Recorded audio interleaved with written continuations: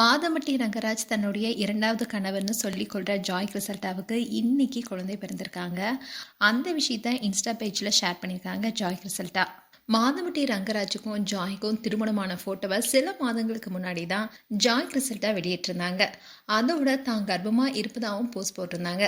அதை தொடர்ந்து மாதமட்டி ரங்கராஜ் தன்னை ஏமாற்றி விட்டதாகவும், ரங்கராஜால பல முறை கருவுற்று அதுக்கப்புறமா வற்புறுத்தலால கருக்கலைப்பு செய்திருக்கிறதாகவும் சென்னை காவல் நிலையத்துல புகாரும் கொடுத்திருந்தாங்க. அதோட அவங்க நடவடிக்கை எடுக்க தாமதமானதனால பெண்களுக்கு எதிரான குற்றங்களை தடுக்கிற பிரிவுல புகார் கொடுத்தாங்க. இதை தொடர்ந்து முதல் கட்டமா அவங்க கிட்ட 6 மணி நேரம் விசாரணை நடத்தினாங்க. போட்டோஸ், அவங்க 2 பேரும் பேசின ஆடியோன்னு எல்லாத்தையும் கொடுத்து அதிகாரிகள் கேட்ட கேள்விக்கும் கிட்டத்தட்ட 6 மணி நேரம் விளக்கம் கொடுத்திருக்காங்க ஜாய். இதை தொடர்ந்து விசாரணை முடியலன்னு வெள்ளிக்கிழமை 2 பேருமே வர சொல்லியிருந்தாங்க. அந்த சமயத்துல மாதமட்டி ரங்கராஜ் அவருடைய முதல் மனைவி ஸ்ருதியுடன் வந்திருந்தாரு. அந்த விஷயம் கூட பேசும் பொருளானுச்சு. அதோட மாதமட்டி அண்ட் ஜாய் கிட்ட விசாரணையும் நடத்தப்பட்டுச்சு.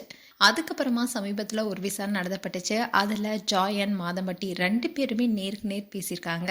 ஆனால் ஜாய் அவர் என்ன பேசினார் என்பதெல்லாம் இப்போ என்னால் சொல்ல முடியாதுன்னு இறுதியாக விசாரணை நடந்து முடிஞ்சதுக்கு அப்புறமா எல்லாத்தையுமே நான் உங்ககிட்ட சொல்கிறேன்னு சொல்லியிருந்தாங்க. இன்னும் தான் ஜாய் கிறிசல்டாவுக்கு ஆண் குழந்தை பிறந்திருக்காங்க. அந்த மகிழ்ச்சியான தகவலை ஜாய் அவங்களோட இன்ஸ்டாகிராம் பேஜில் ஷேர் பண்ணியிருக்காங்க. அவங்களுக்கு பலரும் வாழ்த்துக்கள் சொல்லிட்டு வராங்க. அண்ட் ஜாய் கிறிசல்டா நிறை மாத கர்ப்பிணியாக இருக்கிறதுனால ஆடை வடிவமைப்பில் என்னால் ஈடுபட முடியல. தன்னுடைய வயிற்றில் வளர குழந்தைக்கு ரங்கராஜ் தான் அப்பா.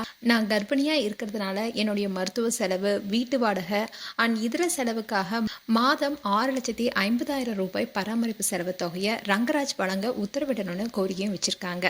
இந்நிலையிலாம் இவங்களுக்கு குழந்தையும் பிறந்திருக்கு. அண்ட் இந்த மனு விரைவில் விசாரணைக்கு வர இருக்கு. மேலும் ஜாய் கிறிசல்டா குறித்து உங்களுடைய கருத்துக்களை கமெண்ட் செக்ஷன் சொல்லுங்க. இது போன்ற வீடியோஸை பார்க்க நியூஸ் தமிழ் கிளிட்ஸ் சேனலை சப்ஸ்கிரைப் பண்ணுங்க. மறக்காம நோட்டிஃபிகேஷன் பட்டனை கிளிக் பண்ணுங்க.